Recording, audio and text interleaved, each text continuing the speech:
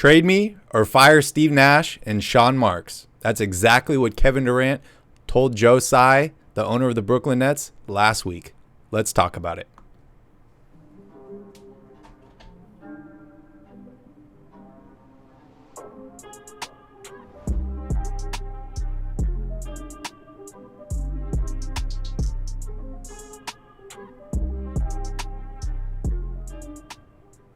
What is up, YouTube? Welcome back to Basketball at the Bar. My name is Barry. I'll be your host today.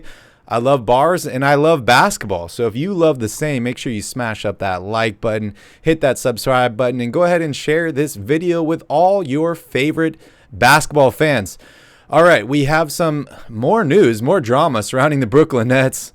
Let's dive right in here. You can see the title of the article here. Kevin Durant trade demand stands unless Steve Nash and Sean Marks are fired. Some interesting new news regarding the Brooklyn Nets and an update to Kevin Durant's already trade demand that he had just a few weeks ago. But apparently he is not happy with head coach and the GM.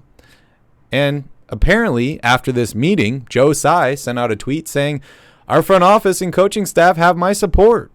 We will make decisions in the best interest of the Brooklyn Nets." Is this the politically correct thing to say? Yes, it is. Could this be a little knock at KD and Kyrie? Yes, it could be. Well, it looks like if the ultimatum is trade KD or fire Steve Nash and Sean Marks, it looks like Joe Tsai is siding with his staff. Will that mean KD will be traded here? Probably. When? I have no idea, and I don't think many people do. I also want to throw this in here. Apparently, a source close to the Nets organization indicated Durant is not the only Nets star unhappy with team's leadership. Wow, is that news? Kyrie Irving hates these guys. He feels that Nash is terrible and Marks is bad. KD came to the same conclusion.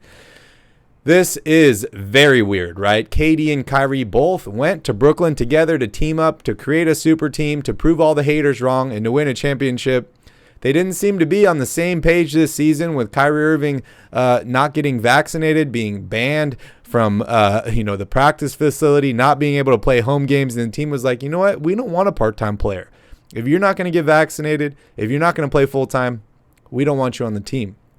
Well, New York goes ahead and changes their vaccine mandate, and the Nets welcome Kyrie back to the team. Does it help?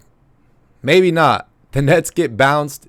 They get swept in the first round of the NBA playoffs by a team that makes it to the finals in the Boston Celtics. A ton of drama surrounding this team, not even to mention the James Harden situation. The team traded for James Harden just a year ago.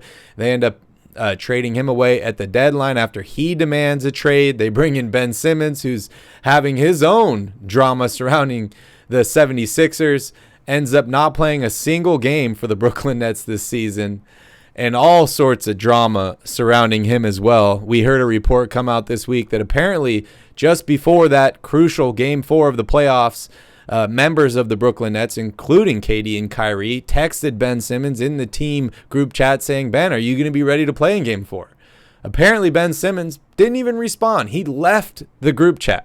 Well, Shams goes on the Pat McAfee show this week, and he says this never happened.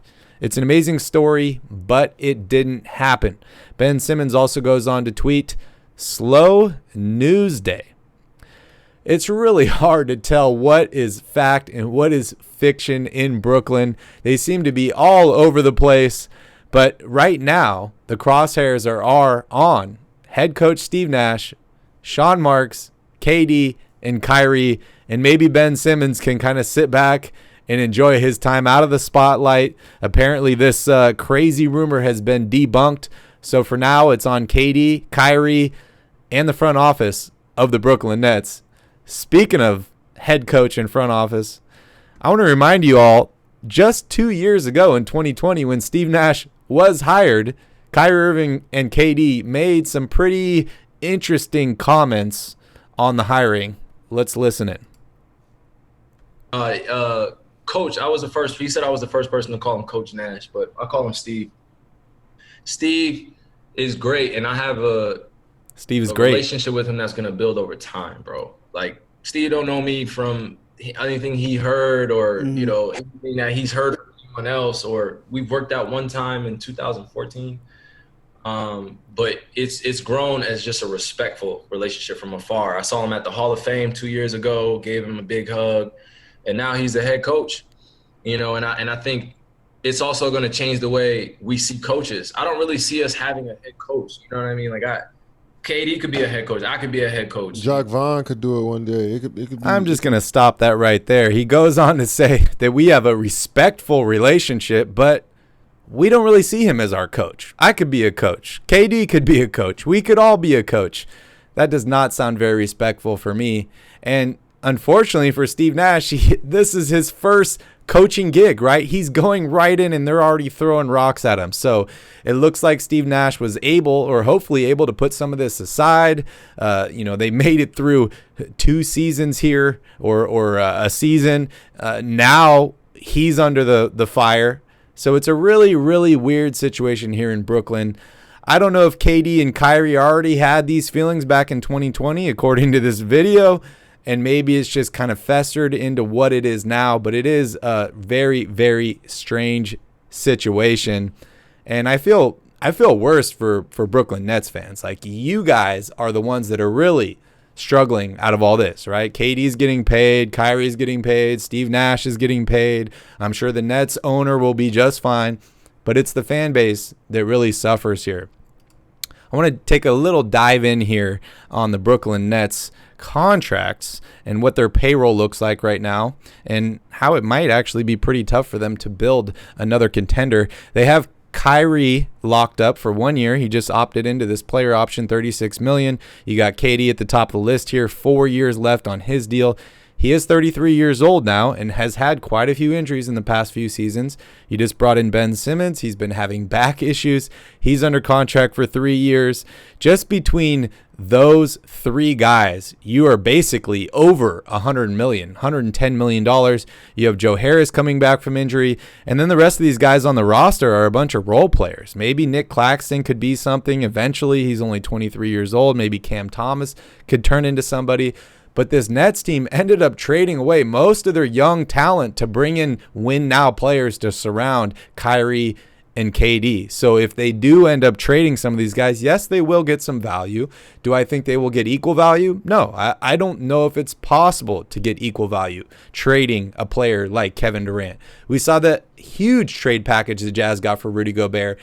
Is KD a better player than Rudy Gobert? He is a much better player. But that does not mean teams are able to give more to get him, because any team that's going to trade for KD, they want to have more left on that team to surround KD to go win a championship. KD's not going to be traded for an entire roster and draft picks and then go rebuild with this new team. So it really is an interesting situation, and it does remind me of about 10 years ago when the Nets traded for Paul Pierce and KG. They gave up a ton of draft picks.